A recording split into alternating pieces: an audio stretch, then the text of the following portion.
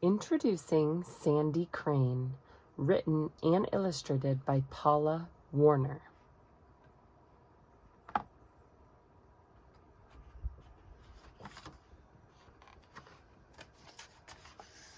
Sandy Crane burst from her eggshell in May, embracing the world on a bright, sunny day. Mama and Daddy each beamed with a smile to see their new chick arrive with such style. Up in the north, she grew big and strong. She ate bugs and plants all summer long. The bugs were huge in Wood Buffalo Park, and the days were long from morning to dark. Sandy thought some food looked awfully icky, but Mama said, "Now, don't you be picky. You have to grow as tall as me. We'll soon fly south, you will see." "What's wrong with my legs?" Sandy cried to her mama. "Oh, Sandy," she said, "you are filled with such drama. Your legs must grow long and grow very fast, so you can outrun a fox in the grass. As soon as you're ready, we'll teach you to fly. We'll fly south for the winter, high in the sky." Sandy swam and played in the marsh and the wild. During the summer up north, the weather was mild. She danced with her friends as cranes will do, and all that time she grew and she grew. "It's time for flight lessons," her daddy said. "You need to be ready for what is ahead." As the summer wore on at the northern park, the air seemed to change. The cold wind was sharp. Was that a flake of glittery white that fell from the sky and dissolved out of sight? It seemed harder to find big insects now. "Mama, will we find food in the south?" Sandy could look in her mama's eyes. Her legs were full grown, that is why. When the young cranes could fly and were ready to go, all the cranes headed south in the sun's golden glow. They flew in a spiral up to the sky, up in the air, amazingly high. Stopping overnight as they flew on their way, wildlife rangers were a safe place to stay. Those places and others had food they could eat.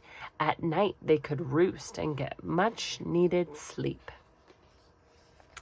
The cranes stopped at sunny places in Texas with fun names like Muleshoe, Brazoria, Aransas.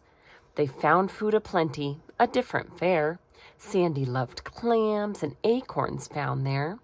She and her friends swam in the lake, and on the shore they danced for joy's sake. Daddy explained, "Dancing freely is fine,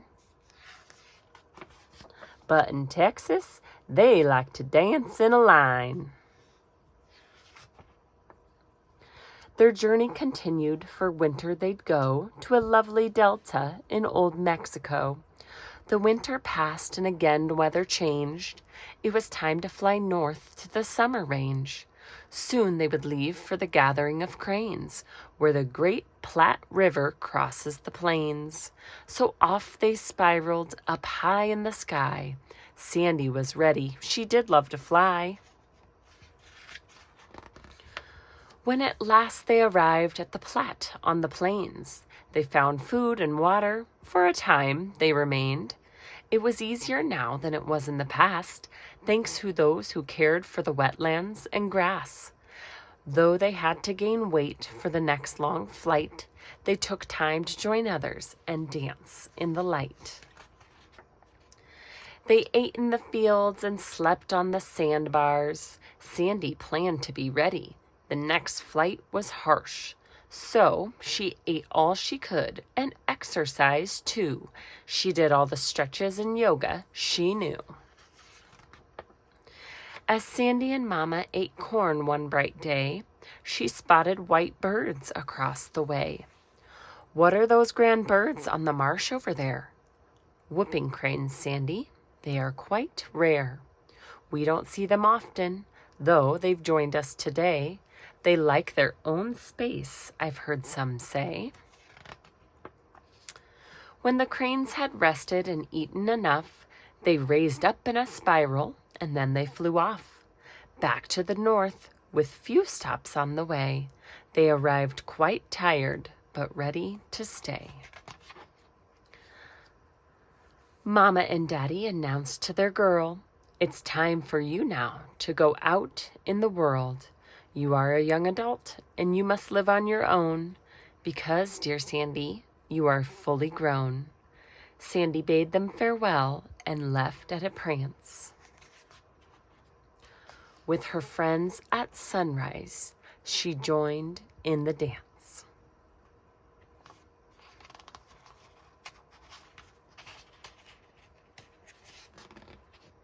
The end.